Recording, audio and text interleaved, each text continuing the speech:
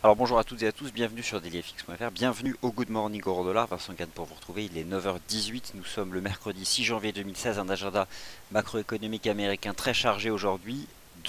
Un schéma clair s'impose sur le marché d'échange depuis le début de l'année, deux devises sont leaders, deux devises se renforcent pour toutes les bonnes raisons fondamentales que je vais vous rappeler maintenant de manière synthétique. Le dollar américain se renforce face aux devises européennes, face aux devises émergentes et face au dollar lié au yuan renminbi, la devise chinoise. Le yen japonais se renforce face à un panier de devises. C'est le yen, depuis le début de l'année, qui est la monnaie la plus forte, pour deux raisons. La première, son aspect refuge évident, alors que l'aversion au risque domine sur les marchés financiers, essentiellement parce que les premiers indicateurs macroéconomiques en provenance de Chine confirme le fait que le ralentissement économique de la seconde économie mondiale n'a pas trouvé de plancher encore, donc ce qui inquiétait déjà les investisseurs en 2015 et ce qui reste un thème fondamental qui impacte le marché d'échange cette année 2016. Regardez l'ensemble des paires en yens, elles cassent toutes des supports, les stratégies de vente sur GBP yen, euro yen, CAD yen, USD yen fonctionnent très bien et l'analyse technique permet de les accompagner. La seconde, la plus forte, c'est le dollar américain qui se renforce essentiellement face aux devises européennes, la livre sterling, le franc, l'USDCHF qui anticipe les signaux de l'euro-dollar qui hier a donné un signal de vente en cassant le support à 1,08 $. Et enfin, derrière ces deux leaders, les devises européennes, elles, n'ont pas de dynamique à proprement parler, elles subissent. L'euro est tout de même sous pression suite hier à la publication des chiffres de l'inflation au sein de la zone euro. Les devises émergentes sont toutes sous pression du fait de la dépréciation voulue du yuan renminbi par la Banque populaire de Chine. Et enfin, les dollars australiens, néo-zélandais, reculent aussi, liés justement donc à la baisse des devises émergentes et notamment donc du yuan renminbi. Quant au dollar canadien, il continue de baisser. Le prix du pétrole peut à tout moment s'enfoncer sous ses plus bas de la crise financière de 2008. Le Brent teste au centime près 36,20 $, le plus bas du mois de décembre 2008, je vais être plus précis, le plus bas de la dernière semaine du mois de décembre 2008. On était alors à ce moment-là 3 mois après la faillite de Lehman Brothers, ça c'était donc à l'été 2008.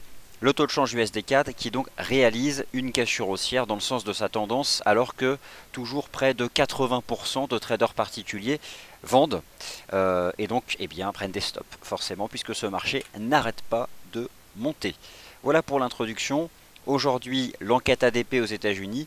L'enquête ADP est considérée comme un rapport sur le marché du travail précurseur du rapport NFP. L'enquête ADP porte sur 18% de la population active aux États-Unis. Concrètement, c'est une société privée qui gère les contrats de travail d'un certain nombre d'entreprises qui, au total, représentent 18% de la population active US. Donc, c'est un rapport intéressant. Il est corrélé au rapport NFP qui, lui, sera publié vendredi. Ce soir, le compte-rendu de la dernière réunion de 2015 de la Réserve fédérale des États-Unis. Ce compte-rendu, il est important parce que la dernière réunion de 2015 de la Fed, celle du mercredi 16 décembre, a vu le premier relèvement du taux d'intérêt des Fed Funds depuis l'année 2006. Et justement en 2016, le cycle des taux d'intérêt de la Réserve fédérale reste avec un grand L majuscule, thème fondamental, encore plus important que les agrégats macroéconomiques chinois. Le marché anticipe plusieurs relèvements du taux d'intérêt des Fed Funds, ce qui explique d'ailleurs en grande partie la baisse des paires en dollars, euro-dollar et GBP-USD, notamment l'euro-dollar, puisque si la Fed confirme donc son cycle haussier des taux d'intérêt, cela fera de la vente de l'euro-dollar une stratégie de carry trade. Voilà pour l'introduction, on a donc un certain nombre de choses de données fondamentales à suivre aujourd'hui. Maintenant brièvement l'analyse technique, le suivi des stratégies, les paires majeures, c'est le principe de cette émission Good Morning Euro Dollar, les paires majeures et ensuite on bascule sur les matières premières, c'est à 10h30. Le taux de change euro-dollar, analyse technique limpide, ce marché a construit en décembre 2015 un range trading entre 1,0810 et 1,10 $. 1,0810 c'était le support créé par la déception vis-à-vis de la Banque Centrale Européenne le 3 décembre dernier. Les 1,10 $, c'est la résistance de la Réserve fédérale des États-Unis et surtout, c'était le 15 décembre dernier lorsque le régime des prix aux États-Unis a atteint l'objectif de la Réserve fédérale. On en est sorti par le bas, c'est baissier. Je vise, comme hier, 1,0690 et 1,0640 $ sur le taux de change euro-dollar. À court terme, on a fait un micro pullback en session asiatique sur 1,0773. On fait un petit range. Je conserve une opinion négative sous 1,08, 1,0810 $. Le taux de change USD-Yen reste baissier. Je visais hier 118,50, c'est fait. Je visais même 118,06, le marché a fait 118,36. Bon, en l'état, on casse pas de résistance, ça se déprécie petit à petit. C'est ça qui est intéressant parce que le dollar US et le yen japonais sont les deux devises les plus fortes depuis le début de l'année. Mais l'USD-Yen se replie, ce qui montre qu'actuellement, sur le marché des changes, c'est la force propre au yen japonais qui domine les débats et qui a même le dessus sur le dollar américain.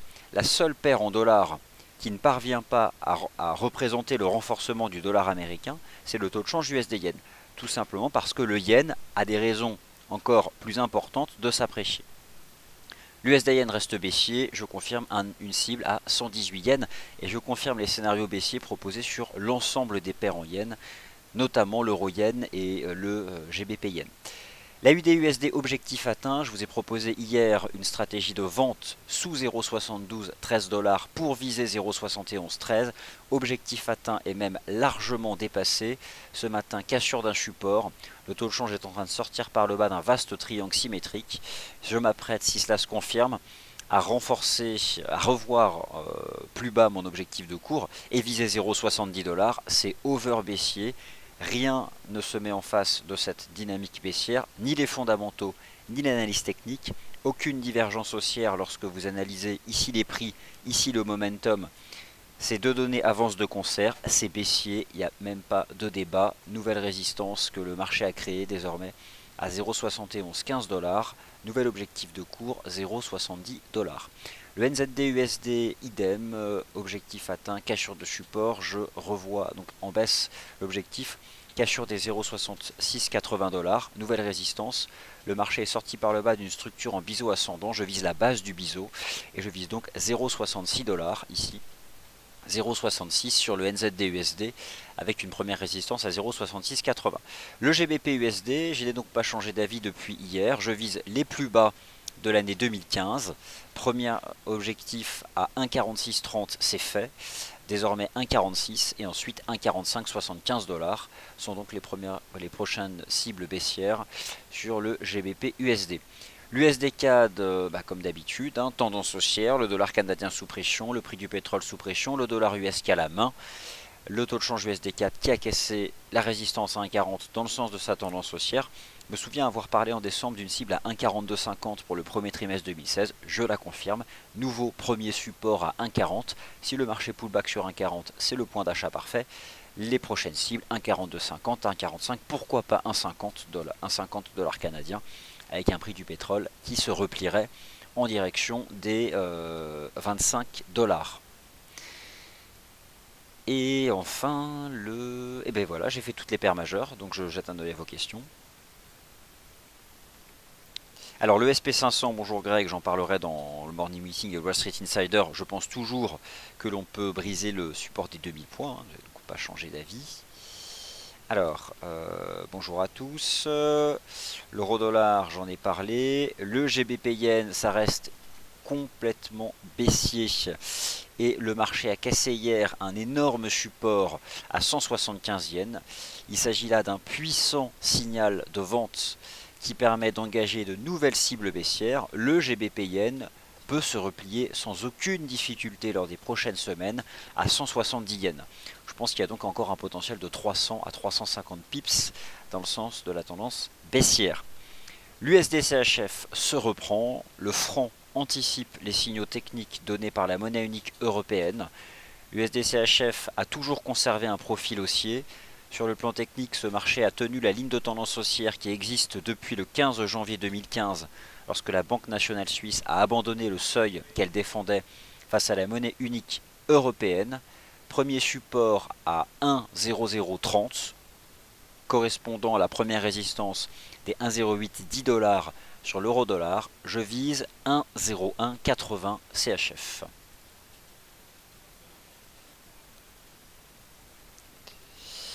Comment se fait-il que le pétrole baisse? Tout simplement parce que la nuit dernière, nous avons encore pris connaissance de statistiques chinoises encore lamentables. Les indicateurs macroéconomiques avancés en provenance de Chine sont catastrophiques et c'est pourquoi la Banque populaire de Chine s'active pour créer un phénomène de dépréciation de sa monnaie pour aller attraper de la compétitivité change. Bon, enfin bref, vous connaissez le topo. C'est le thème du ralentissement économique en Chine qui stresse et qui continue de stresser le marché.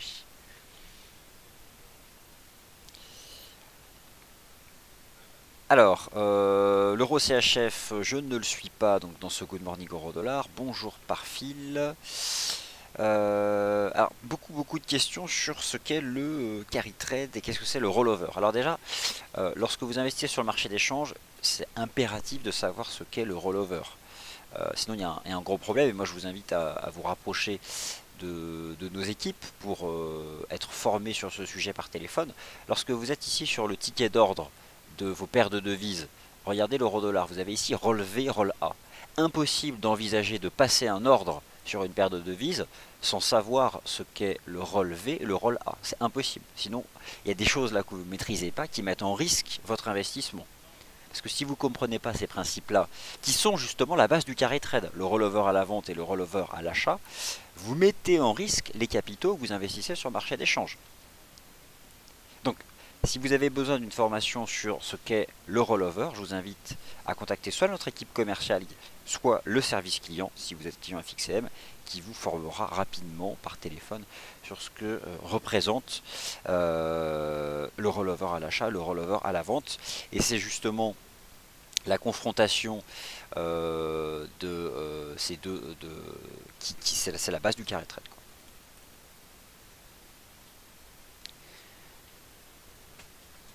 Alors, problème de chargement de graphique, ça a été résolu hier. Plus personne sur MarketScope a des problèmes de chargement de graphique. Par contre, si c'est encore le cas, idem, vous appelez nos équipes. Il y a une micro-manip à faire, ça prend 2 secondes. Une toute petite manipulation à faire si la résolution du bug ne vous a pas concerné. Parce que pour 99%, il n'y a plus de problème de chargement. Si c'est encore le cas, il y a une toute petite manip à faire. Là aussi, vous nous contactez par téléphone, ce sera fait rapidement avec vous. Voilà, ainsi s'achève le Good Morning Euro-Dollar. Merci d'y avoir été attentif. Les tendances sont fortes et il faut continuer de les suivre et de leur accorder votre confiance. Le yen, le leader, c'est lui qu'il faut acheter en priorité. Le second, le dollar US, aussi pour des stratégies d'achat, notamment face aux devises européennes.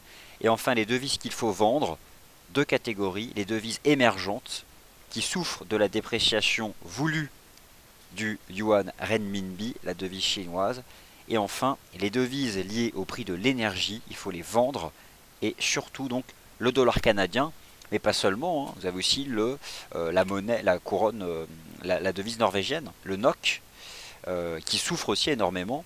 Le rouble aussi, qui souffre énormément de la baisse du prix du pétrole. Et ces devises sont à vendre face au dollar américain ou encore face au yen japonais, qui sont les devises les plus fortes du marché des changes.